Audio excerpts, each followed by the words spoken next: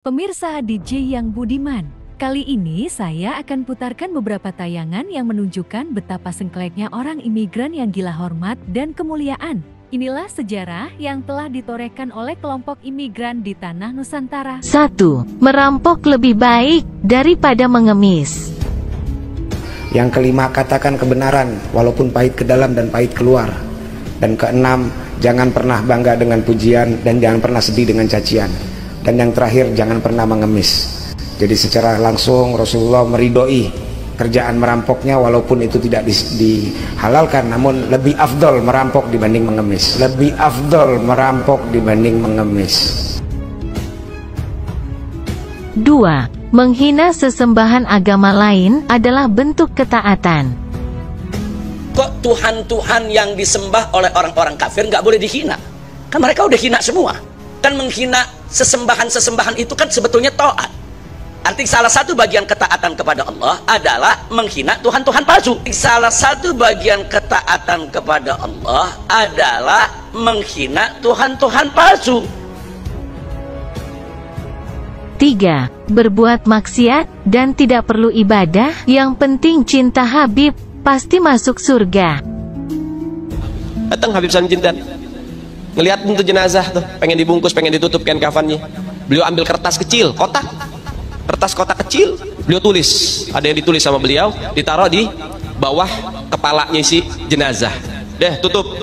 Sebelum ditutup, habis beliau tulis, ditaruh ke kertas, beliau bilang, "Man, gue tahu lo ibadahnya berantakan, tapi lo cinta sama dzurriyyat Nabi Muhammad, ikhlas dari dalam hati.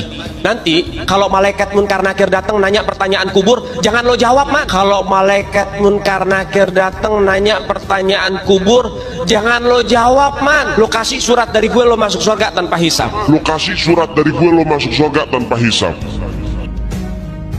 4. Seorang ibu haram bersikap berani kepada putra kandungnya. Yang bukan syarifah, hati-hati.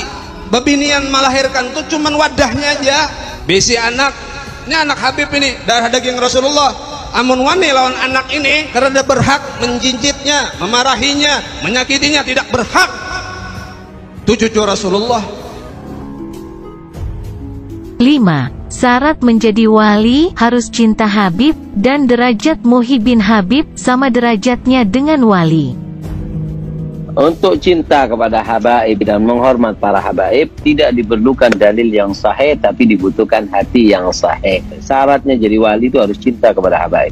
Syaratnya jadi wali itu harus cinta kepada habaib. Dan mereka sudah berani membeda-bedakan. Oh, ini Habib alim, oh ini kada. Oh, ini Habib ini keras, ini lain Habib. Oh, ini Habib lembut, wah ini Habib kok bongol. Jika ada di situ orang yang alim, yang hebat, santrinya banyak, pondoknya besar, organisasinya besar, apapun yang dia miliki besar, tapi dia tidak cinta kepada Ahlul Bait, maka dia cuman surah lah hakikah, cuman gambaran, tidak ada hakikat di dalam dirinya. Kenapa? Karena dia tidak cinta. Dan hati-hati orang yang dekat dengan habaib, hati-hati. Ketika seseorang mengatakan kepada Sayyidil Habib Umar bin Hafiz, "Ya Habib, hada minal muhibbin Habib." Gal Habib, muhibbin. Maafi muhibbin illa wali. Kata Habib Umar, tidak ada muhibbin itu kecuali dia seorang wali min auliyaillah. Pangkat kedudukan muhibbin itu wali. Pangkat kedudukan muhibbin itu wali. 6. Pewaris Nabi bukan ulama, tapi pewaris Nabi sesungguhnya adalah Habib. Saya cucunya Nabi Muhammad, kamu wajib cinta sama saya. Bukan saya yang tapi Al-Quran.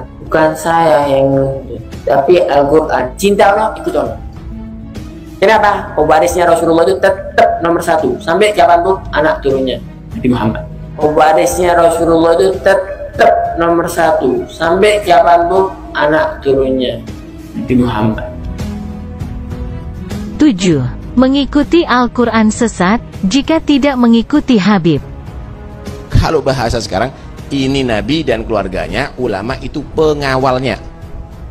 Karena itu kau ngikuti pengawal, itu mereka mengawal keluarga Nabi. Itu ngikuti Al-Quran tapi nggak ngikuti habaib, keluarga Nabi SAW, Ahlul Bait Nabi, ente juga sesat. Hati-hati. Kalau sudah mulai ada bughut, berarti kamu sudah meninggalkan satu daripada taqolain, dan kamu akan sesat, pasti akan sesat. 8. Menambahi rukun iman menjadi 7, yaitu iman kepada Habib. Orang yang sudah tidak percaya sama habaib itu kafir, Adanya habaib, ente mau yakin ada atau tidak, maka seperti itu juga lah kadar keimanan kalian kepada Allah dan kepada Rasulullah. Biar tahu kamu, yang tidak percaya kepada habaib, ya kafir hukumnya. 9. Habib Fakih Mukodam lebih istimewa dari Nabi Muhammad karena bisa miraj bertemu Allah 70 kali sehari. Imam Fakihil Muqaddam ini, saudara-saudara, beliau adalah pemuka Ba'alawi, beliau adalah pemukanya para sayyid, beliau adalah pemukanya para syarif. Sayyidul Imam Fakihil Muqaddam, di dalam manaqib sejarah hidup beliau diceritakan bahwa Al-Imam Fakihil Muqaddam adalah orang-orang yang besar, beliau adalah orang-orang yang hebat.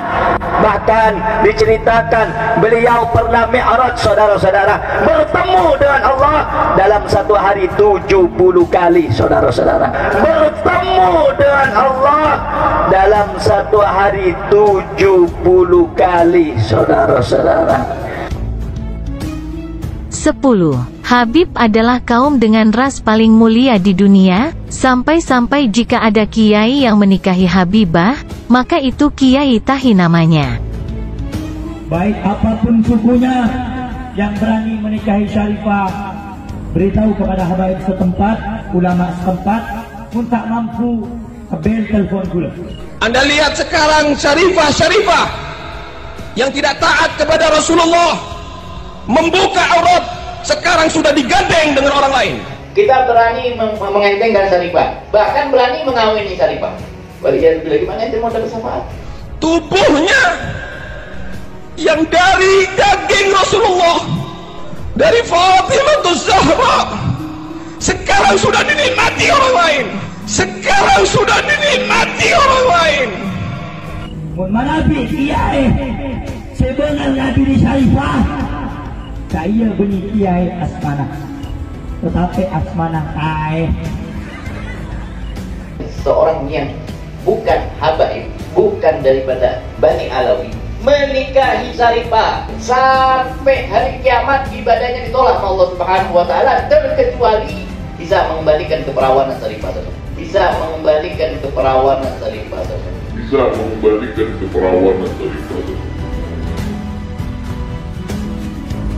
Demikianlah kumpulan ajaran sesat sekte Habib, yang sebenarnya masih sangat banyak jejak digitalnya jika Anda mau menelusurinya. Salam waras untuk seluruh umat Islam bangsa Nusantara.